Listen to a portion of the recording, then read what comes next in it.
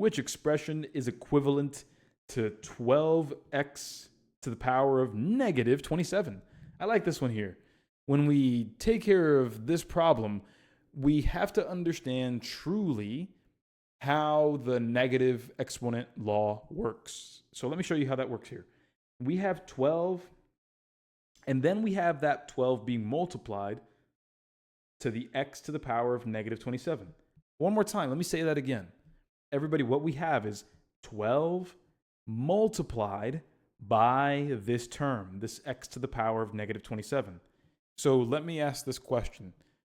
Everybody, is the 12 also to the power of negative 27? Is the 12 to the power of negative 27? It is not. It is not. This 12 can move away as it pleases. We are not observing a grouping like so. We're not doing that. If it was like this, if we had a parentheses wrapped around the 12x, oh, then yes, sir, the negative 27 would indeed apply to both the 12 and the x. But that's not what's happening. What we have here is x to the power of negative 27, and this 12 stays where it is. Now, why is that necessary to state? Because, everybody, when we have a negative exponent, to make it a positive, we simply move that piece between the numerator and the denominator. That's all we have to do. So allow me to copy this and show you what happens here. I'm going to take that negative 27. That's going to be a positive 27. Again, it just has to be now in the denominator, just like that.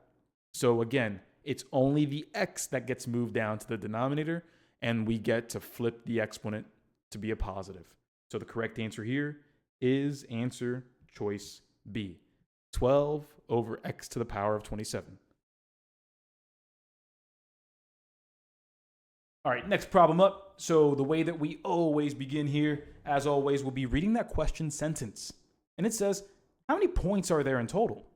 Okay, sounds good. How many points are there in total? Very good question. Doesn't really tell me anything about what I have to do.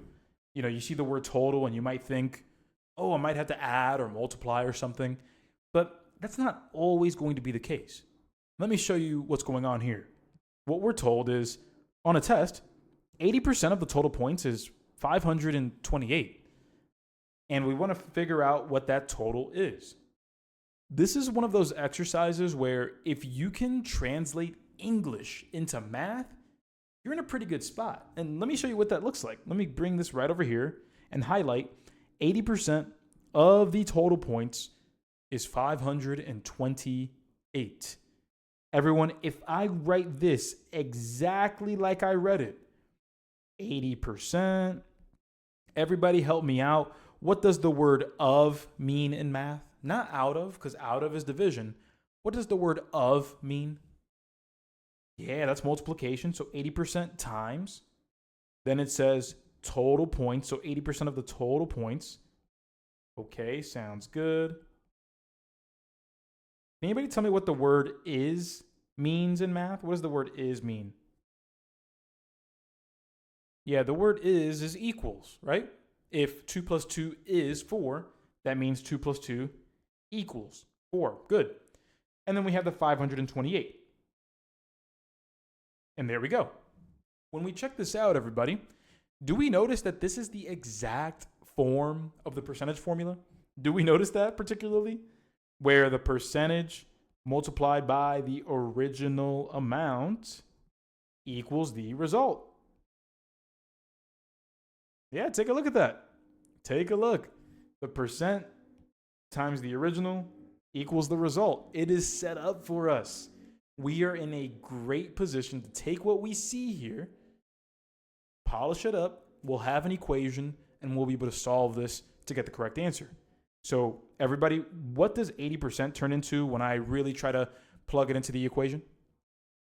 0.80, correct? And it can be 0.80, or it can just be 0.8. Those are both really the same exact thing, and I will always favor the shorter version. So we have 0.8 multiplied by that total points right there, and that's 528. My party people, what is the one operation I will be performing to work backwards to get that total by itself? Yeah, that operation will be division. Correct. Exactly. So over here, let's do this together. I'll take red, divide this side by 0.8 and the right side by 0.8. And what we'll notice is that we'll have a cancellation on the left. We have the same multiplied on top and bottom. Boom, gone. And then on the right side, we just have to figure out how to divide by a pesky decimal. But to get that done, I'm going to use the same rule that we've learned since middle school. When it comes to fractions, whatever you do to the bottom, you do to the top. That's all I'm going to take advantage of to turn 528 divided by 0.8.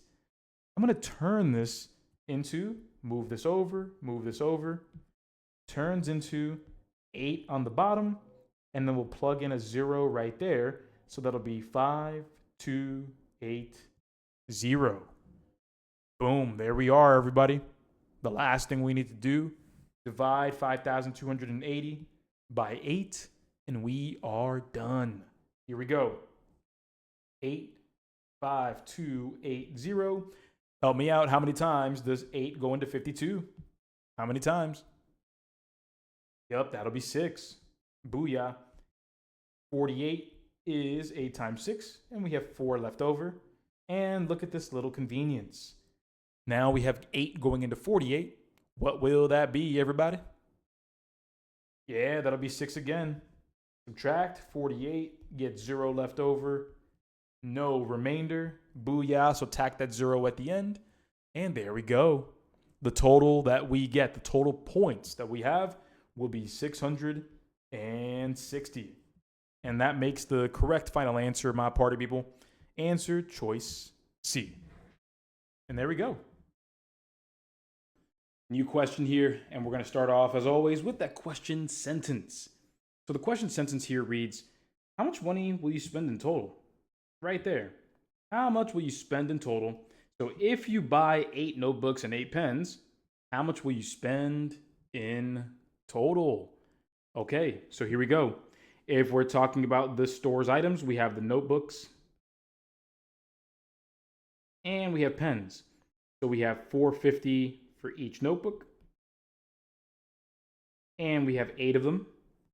And then for the pens, we see over here that we have them for $2 a piece, and we also buy 8 of them there. So what we're going to do is we're going to understand that if we want to find the total spend, well, we want to figure out how much we spend on the notebooks and how much we spend on the pens.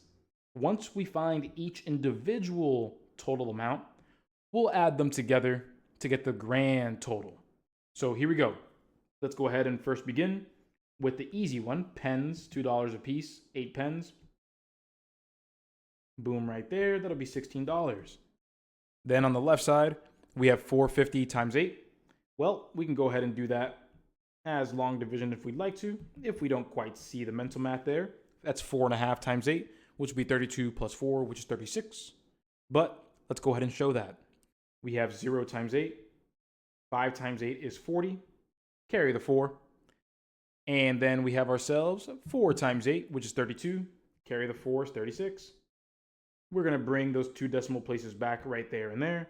And so we have 1 and 2. So boom, that's $36 for the notebooks. But don't get confused. That's not the final answer. That's just notebooks. This is just pens. Bring them together. And that gives us the total.